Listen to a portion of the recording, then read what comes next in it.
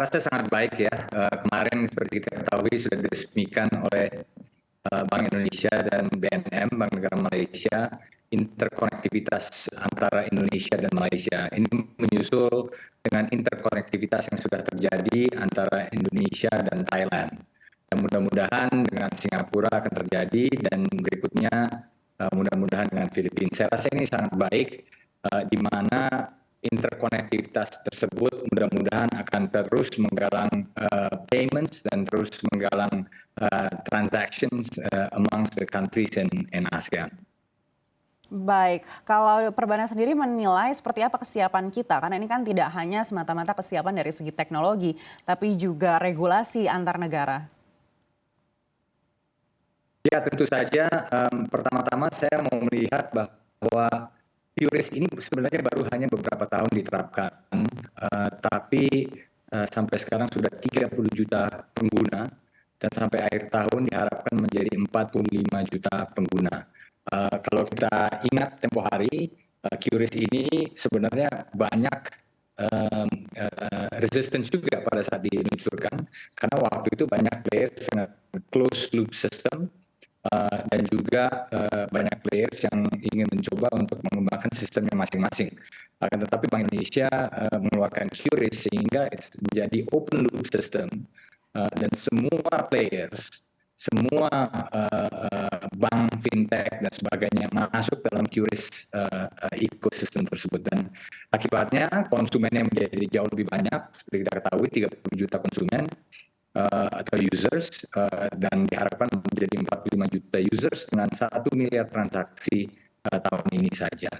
Jadi saya rasa perkembangan itu sudah sangat baik, dan kedepannya dengan QRIS dan Do It Now di Malaysia tersebut dan juga dengan PromptPay di Thailand, kita harapkan transaksi antar negara, kita tahu sendiri banyak transaksi antar negara, for example di Malaysia sendiri, TKI Indonesia di Malaysia itu dalam jutaan, ya. Dan sampai sekarang bagaimana payments antara TKI di situ dengan di kampung-kampungnya, di desanya, mau ngirim ke ibunya, ke sanak saudaranya dan sebagainya, itu banyak middleman dan banyak sekali transaksi yang fees-nya itu sangat-sangat besar diambil oleh middleman. Dan dengan inisiatif seperti ini, misalnya kita bisa memberikan transaksi yang mudah, cepat, efisien, speedy, dan juga memberikan kenyamanan yang sangat mudah untuk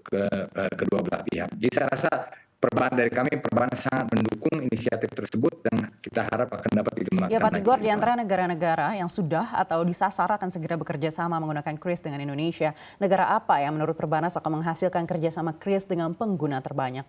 Saya rasa depends on negaranya ya, karena kita tahu banyak sekali transaksi antara Singapura dan Indonesia, jadi itu juga mungkin salah satu koridor yang cukup menjanjikan.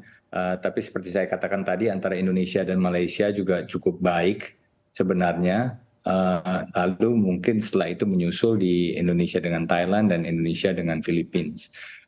Jangan lupa selain transaksi komersial antara negara-negara ASEAN tersebut juga banyak transaksi tourism. Pariwisata adalah salah satu juga yang kita dorong tentu saja, dan pariwisata dari ASEAN ke kita itu cukup banyak dan growing. Juga sebaliknya antara pelancong dari Indonesia ke negara-negara ASEAN lainnya. Jadi use cases-nya saya rasa cukup banyak, entah itu dari pekerja, dari bisnis, dari pariwisata dan lain sebagainya. Tapi saya rasa ASEAN countries ini adalah salah satu core-nya dulu, dan saya percaya negara seperti Singapura, Malaysia, dan mungkin nanti disusul dengan Thailand dan Filipina bisa memberikan use cases yang sangat baik. Baik, artinya sektor pariwisata adalah sektor yang paling menjanjikan dengan adanya penambahan kerjasama QRIS antar negara ini. Saya rasa itu salah satu sektor yang cukup jelas use case-nya, disambung dengan foreign workers ya. Foreign workers tersebut saya rasa adalah salah satu use case yang sangat jelas benefit-nya untuk TKI-TKI tersebut, dan juga bisa langsung dilaksanakan segera.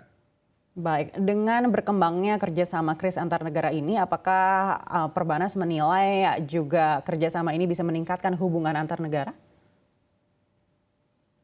Absolutely. Saya rasa banyak sekali benefit yang bisa dilangsungkan antar negara-negara tersebut. Kita juga selain dari interoperability dari payment system tersebut, kita juga sudah mendorong yang namanya local currency settlement sebenarnya. Bagaimana kita bisa mendorong settlement antara negara Indonesia dan Malaysia dengan ringgit dan rupiah, antara Indonesia dengan Thailand settlementnya dengan rupiah dan baht, dan juga negara-negara ASEAN lainnya. Seperti kita ketahui, antara ekspor dan import hampir semuanya sekarang itu dolar, ya, transaksinya dengan dolar. Dan bagaimana kita bisa langsung disintermediasi dolar transaksi tersebut sehingga kita bisa langsung transaksi dengan Malaysia ya Indonesia dengan ringgit aja, dengan Thailand ya Indonesia dengan baht saja. Jadi saya rasa banyak sekali benefit yang bisa dikembangkan dengan bekerja samanya negara-negara antara ASEAN tersebut. Dan saya rasa ini sangat timely, di mana Indonesia adalah host dari ASEAN Summit di tahun 2023, sehingga bagaimana kita bisa mendorong terus kerjasama antara ASEAN untuk efisiensi dari mata uang tersebut, dan juga tentu saja dengan mendorong digitalisasi antar negara